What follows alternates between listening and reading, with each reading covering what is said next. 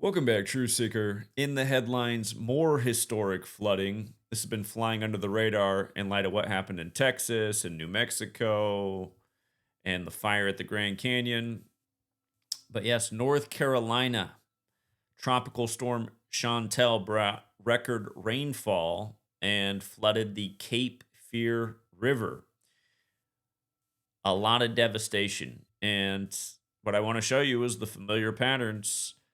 Also, when you hear Cape Fear, it might remind you of a big movie from decades past starring Robert De Niro. I'm going to show you why it seems to fit in. But on July 10th, several rivers across North Carolina remain flooded. That was Thursday. And the worst of it was the Cape Fear River. What to know? Flood warnings were in place for numerous rivers across North Carolina, including the Cape Fear River south of Fayetteville. Authorities urged North Carolinians to avoid flooded roads and heed safety warnings. Um, the Cape Fear River flooding specifically.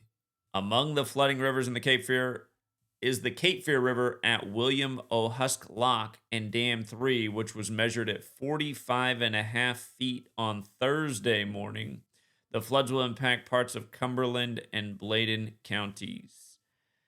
At 45 feet, floodwaters will affect lowlands along the east bank of the river with some minor overflow along the west bank, the flood warning said. Flood stage occurs when the river reaches 42 feet. And keep in mind in Gematria, the word rain is 42. You know, it's the heavy rainfall from Chantal. But here's where all of this starts to get really interesting. July 10th, the day of the heavy rainfall. Majority of the world writes that date 10/7, like 107. Remember, the U.S. military has been involved in weather modification since 1947, 5 years before the first admitted act of weather warfare on the Jesuit order's birthday, August 15th, 1952. And it's interesting that the Cape Fear River was the most impacted on the 191st day of the year, which is July 10th, because it's 191 miles long. And of course, the formal title of the Jesuits, who've been connected to weather warfare since the 50s, Society of Jesus, their formal title equates to 191. And another thing to keep in mind, we're in the time of Cancer, which is a water sign with all of these crazy flood stories coming within a week of each other. From North Carolina's date of establishment anniversary, November 21st to July 10th, was also 33 weeks, one of those signature numbers of the federal government, which again has been involved in weather warfare for almost 100 years now. We're approaching 100 years. But here's the bigger piece, the anniversary of the Cape Fear movie release, November 13th, 91. It turned 33 years old last November. Notice the flooding happened 239 days later, the 52nd prime number, when 52 is the big flood number. Flood, Earth, Enlil, all 52 in the most simple cipher. If you're new here, Gematria, the Kabbalistic practice of coding numbers into words, you learn this code and you really see through the ritualism.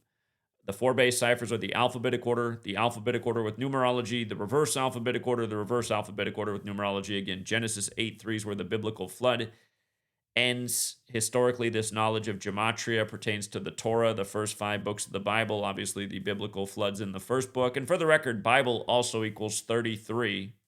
Big 33 word, Bible's 33. So is Genesis, where the biblical flood story is. So exactly 33 weeks after the state's birthday, this historic rainfall. The first 5 books of the Bible, the Torah, also known as the Book of the Law, which equates to 239.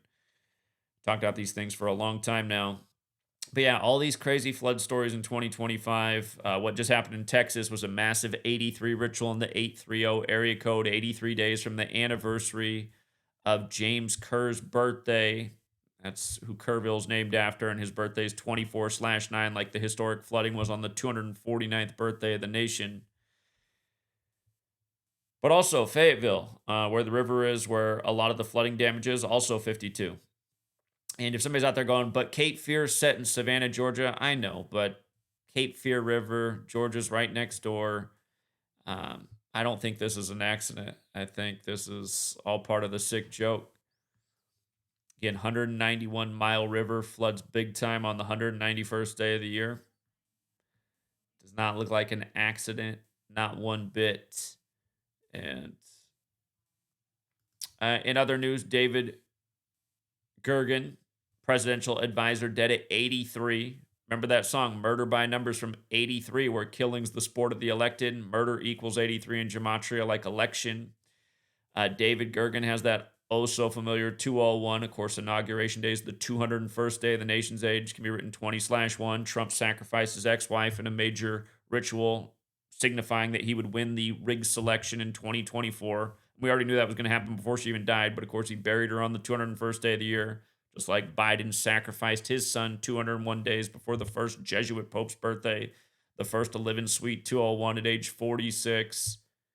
And Biden gets elected 46 weeks after the Pope's birthday is number 46. But yeah, Gergen, 201, that's the 63rd semi-prime number. Dead on the 63rd day of his age. Of course, the Jesuit order equals 201. Georgetown, founded by Mr. 63, John Carroll. Georgetown's motto, both into one, a lot like 201.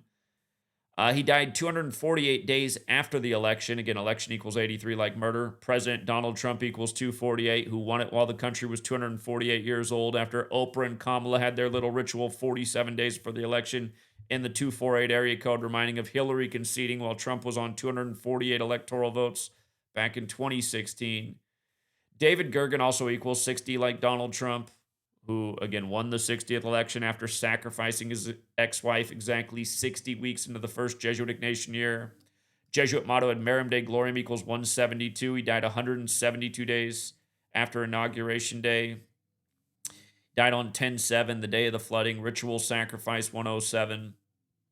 It was a date with 62 numerology, sacrifice 62. But, yeah, there's probably even more to this.